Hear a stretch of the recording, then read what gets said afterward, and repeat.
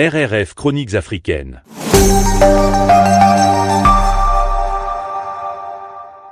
Bonjour et bienvenue. En préparant notre discussion aujourd'hui, il y a une chose qui m'a vraiment sauté aux yeux. Ah oui?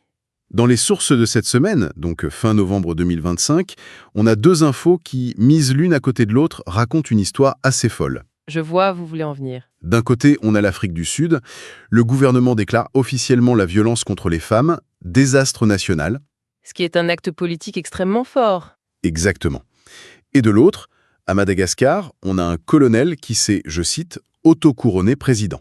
C'est presque une caricature. Voilà. Un État qui essaye de reprendre le contrôle et un autre qui sombre complètement. C'est un peu ça le tableau très contrasté de l'Afrique qu'on va essayer de décortiquer aujourd'hui, en regardant un peu derrière les gros titres de la presse italienne. C'est une excellente façon de poser le problème. Parce que la vraie ligne de fracture qu'on voit dans ces articles, c'est pas juste crise contre opportunité. C'est plus profond. C'est-à-dire, C'est la lutte entre des structures étatiques qui sont parfois solides, parfois totalement défaillantes, et puis l'émergence de nouvelles formes de pouvoir, qu'elle soit militaire, économique, criminelles ou même citoyennes. Tout le drame et tous les espoirs du continent, en fait, semblent se jouer là-dessus. Alors allons-y, commençons par l'illustration la plus classique de cette fragilité de l'État, le coup d'État. Bien sûr. Cette semaine, ça se passe en Guinée-Bissau. Le scénario, on le connaît, hein. Des militaires qui prennent la parole, annoncent la suspension des élections, la fermeture des frontières. Le grand classique. Mais très vite, une question est apparue dans les articles. Une question assez déstabilisante. Oui. La question qui tue, colpo di Stato o sceneggiata di palazzo. Coup d'État ou comédie de pouvoir. Et ça, c'est pas juste une formule de journaliste, j'imagine. Ah non, pas du tout. Ça touche au cœur du problème de la Guinée-Bissau. Ce pays qu'on surnomme depuis des années le narco-stato. L'État narco? Exactement. La vraie question, c'est pas tant de savoir qui a pris le pouvoir, mais plutôt quel clan lié au trafic de cocaïne vient de gagner une manche contre un autre. D'accord. Un des articles le dit très bien d'ailleurs. Il place ce coup dans ce qu'il appelle l'onda longa des golpes. La longue vague des coups d'État. Voilà. Qui secoue tout le Sahel et l'Afrique de l'Ouest. Mais ici, la ligne entre le politique et le crime organisé, elle est tellement poreuse qu'on ne sait plus ce qu'on regarde. Et pendant qu'on est dans le surréalisme politique, il y a cette histoire à Madagascar. Ce colonel qui s'auto-couronne président. C'est presque une blague, hein. C'est à la fois grotesque et terriblement révélateur. Quand un officier pense qu'il peut s'auto-proclamer chef d'État, ça veut dire que l'idée même de légitimité d'institution, A disparu. elle a complètement disparu à ses yeux. C'est le degré zéro de l'État de droit. Ça montre que la fragilité politique, ce n'est pas qu'une question de violence, c'est aussi une perte totale des repères. Et cette fragilité de l'État, on la voit de manière encore plus tragique quand on regarde la sécurité des gens, au quotidien. Et là, le cas du Nigeria est effrayant. Le pays a dû déclarer l'urgence nationale. En 10 jours à peine, on parle d'une vague d'enlèvements massive. C'est hallucinant. Des dizaines d'étudiantes musulmanes, 38 fidèles chrétiens enlevés en pleine messe, plus de 300 élèves et enseignants d'une école catholique. C'est un véritable vortex. Ce n'est plus juste du terrorisme ou du banditisme, là. C'est devenu un business model, une industrie. C'est ça. C'est l'illustration parfaite de ce dont on parlait. L'État a disparu de pans entiers du territoire et ces groupes armés remplissent le vide. Ils ne cherchent pas seulement à terroriser. Non. Il crée une économie parallèle. Une économie parallèle basée sur la vie humaine. Et la réaction des autorités, c'est un aveu de faiblesse terrible. On apprend que la marine nigérienne se prépare à des opérations terrestres. La marine? Oui, la marine régale. Quand vous envoyez les marins se battre à l'intérieur des terres, ça veut dire que la police, la gendarmerie, toutes les forces classiques sont complètement dépassées. Et ce modèle, cette privatisation de la violence, il se réplique ailleurs, j'imagine? Oui, bien sûr. Au Mali, par exemple, on dirait qu'on a franchi une nouvelle étape. L'article parle d'un pays dans l'étau des djihadistes, du JNIM. Ils ne se contentent plus d'attaques. Non, ils organisent un véritable blocus économique de la capitale, Bamako. C'est ça. Ils coupent les routes, ils empêchent la nourriture et le carburant d'arriver. Ils se comportent comme un État qui en assiège un autre. Ils exercent des fonctions régaliennes, le contrôle du territoire, des flux économiques. C'est incroyable. Et si on dézoome un peu, cette toile d'araignée de l'insécurité, elle est partout. Au Mozambique, en une semaine, 100 000 personnes ont dû fuir. 100 000. Oui, à cause des attaques djihadistes dans le nord. Et les récits sont toujours les mêmes.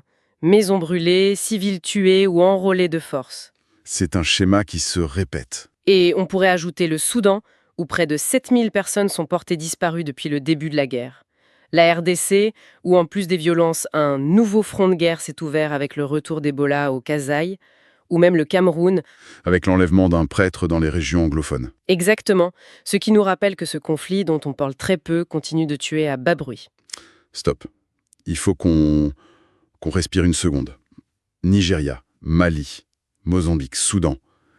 C'est un déluge d'informations tragiques. C'est vrai. Quand on entend tout ça à la suite, on a l'impression que tout le continent est à feu et à sang. Mais si je comprends bien, le fil rouge derrière toutes ces horreurs, c'est cette dynamique de l'État qui recule. Et qui laisse la place à d'autres formes de pouvoir beaucoup plus brutales. C'est tout à fait ça. Il est crucial de ne pas tout mélanger. Ce sont des foyers de crise bien spécifiques, mais le mécanisme de fond est souvent le même. L'État n'assure plus ses missions de base. Voilà. Et une myriade d'acteurs, djihadistes, milices, kidnappeurs, s'engouffrent dans la brèche. C'est la privatisation de la guerre et de l'insécurité. Face à un tableau aussi sombre, on se demande forcément comment les grandes puissances réagissent. Est-ce qu'elles essaient d'aider ou est-ce qu'elles profitent de ce chaos? C'est toute la question. Un article sur les relations entre l'Italie et l'Égypte a un titre d'un cynisme absolu. Alla faccia di Giulio Regeni. Au nez et à la barbe de Giulio Regeni. Ce titre est une claque. Il met le doigt sur le dilemme permanent de la diplomatie occidentale. Les valeurs contre les intérêts. D'un côté, la justice pour Regeni, la défense des droits humains. Et de l'autre, la réelle politique. L'Égypte du maréchal al-Sisi est un partenaire stratégique incontournable. Pour la stabilité, le contrôle d'immigration, l'article montre que, dans cet arbitrage, les intérêts l'emportent haut la main. Et cette tension, on la retrouve dans une autre affaire italo-égyptienne, beaucoup plus personnelle. L'imam de Turin. Oui, Mohamed Chahine. Il est arrêté pour avoir qualifié l'attaque du 7 octobre de résistance. Il risque l'expulsion vers l'Égypte. Sauf que, il est aussi un dissident politique du régime d'al-Sisi, où il risque la torture. C'est ça. C'est une situation juridique et morale qui est inextricable. Où finit la lutte contre l'apologie du terrorisme et où commence la protection d'un opposant politique? Ce cas place l'État italien face à ses propres contradictions. Et si on regarde du côté des États-Unis, sous l'administration Trump, l'approche est tout aussi, disons, à géométrie variable. Ah, c'est le moins qu'on puisse dire. Attendez, c'est fascinant cette double face américaine. D'un côté, on apprend qu'il signe un chèque de plus de 5 millions de dollars à l'Eswatini et à la Guinée équatoriale. Deux régimes pas franchement démocratiques. Non. Et c'est pour, je cite, se débarrasser des réfugiés. De l'autre, il menace d'intervenir militairement au Nigeria si les islamistes n'arrêtent pas de tuer les chrétiens. C'est de l'incohérence pure ou il y a une logique derrière? Je pense qu'il y a une logique, mais elle n'est pas géopolitique, elle est de politique intérieure. C'est-à-dire? Le premier volet, c'est l'approche transactionnelle. Isolationniste, on paye pour ne pas avoir à gérer un problème. C'est le America First appliqué à la politique migratoire. Et le deuxième? Le second volet, c'est un discours de croisade presque messianique, destiné à la base électorale évangélique. Donc on a deux politiques qui semblent se contredire, mais qui en réalité servent deux facettes du même projet. Et pour compléter le tableau, on apprend que l'Afrique du Sud, elle, est punie. Pas d'invitation aux événements du G20 en 2026. Une façon de lui faire payer ses positions jugées trop pro-russes ou pro-chinoises, j'imagine. Très certainement. Et l'Europe, elle, arrive à avoir une ligne plus cohérente dans tout ça? Elle essaye, mais elle est prise entre le marteau et l'enclume. D'un côté, elle se montre très ferme sur les principes. Comme avec la Tanzanie? Exactement. Le Parlement européen a bloqué les financements à l'unanimité, 0 voix contre, à cause des violations des droits humains. C'est un signal fort. Mais de l'autre? De l'autre, elle est en grande difficulté. En Tunisie, le président Saïd, en pleine dérive autoritaire, convoque l'ambassadeur de l'UE pour l'accuser d'ingérence. L'Europe se retrouve à la fois critiquée pour son laxisme et accusée d'ingérence quand elle essaie d'être ferme. C'est un numéro d'équilibriste permanent. Heureusement, tout n'est pas que jeu de pouvoir cynique. On a quand même des projets comme Terra. Ah oui, le projet financé par l'Italie, l'ONU et l'UE à hauteur de 110 millions d'euros pour l'agroalimentaire durable. C'est une goutte d'eau, mais ça montre qu'une autre forme de relation est possible. C'est fondamental de noter. Parce que pendant que les États jouent leur partie d'échec géopolitique, cette coopération sur le long terme, la sécurité alimentaire, le climat, le développement. C'est l'autre histoire, moins spectaculaire mais peut-être plus importante. Justement, ces projets, ça nous amène aux dynamiques internes au continent. Parce que pendant que les grandes puissances avancent leurs pions, la vie continue, avec ses propres crises et ses propres débats. Et là, on revient à cette nouvelle d'Afrique du Sud, la violence contre les femmes, déclarée désastre national. C'est un moment politique et social très très fort. Quand un État utilise un mot comme désastre, qu'on réserve d'habitude aux catastrophes naturelles, pour un problème de société, C'est une reconnaissance incroyable. il admet non seulement l'ampleur du fléau, mais aussi son propre échec à le contenir par des moyens classiques. C'est un appel à une mobilisation d'urgence. C'est un État qui essaye, avec ces mots, de reprendre la main. Et cette fragilité, elle n'est pas que sociale. Un autre article montre qu'elle peut être très concrètement économique. L'exemple du Botswana est frappant. Oui, On a toujours l'image d'un pays stable, bien gouverné, un modèle. Mais l'effondrement du marché mondial des diamants a provoqué une pénurie de médicaments dans les hôpitaux. ce cas, c'est une leçon d'économie en une seule phrase. Ça illustre la malédiction de la monoressource. Même si on est bien géré. Vous pouvez être le meilleur élève de la classe. Si toute votre économie et votre système social reposent sur une seule matière première, dont vous ne contrôlez pas les cours, vous êtes à la merci des marchés mondiaux. Quand le diamant tousse, c'est tout le système de santé du Botswana qui est enrhumé. C'est ça. Et c'est d'autant plus intéressant qu'à côté de ça, on lit une annonce triomphale en Ouganda, la découverte de 9 nouveaux puits de pétrole. C'est une promesse de richesse. Mais c'est aussi le risque de tomber dans exactement le même piège. Le fameux paradoxe de l'abondance. Et au milieu de tout ça, des débats presque philosophiques émergent. On a une enquête qui refait surface sur les pratiques de Nestlé concernant les aliments pour enfants en Afrique. Un vieux dossier qui visiblement ne se referme jamais. Jamais. Et ce qui est fascinant, c'est de voir la réponse qui est proposée en face.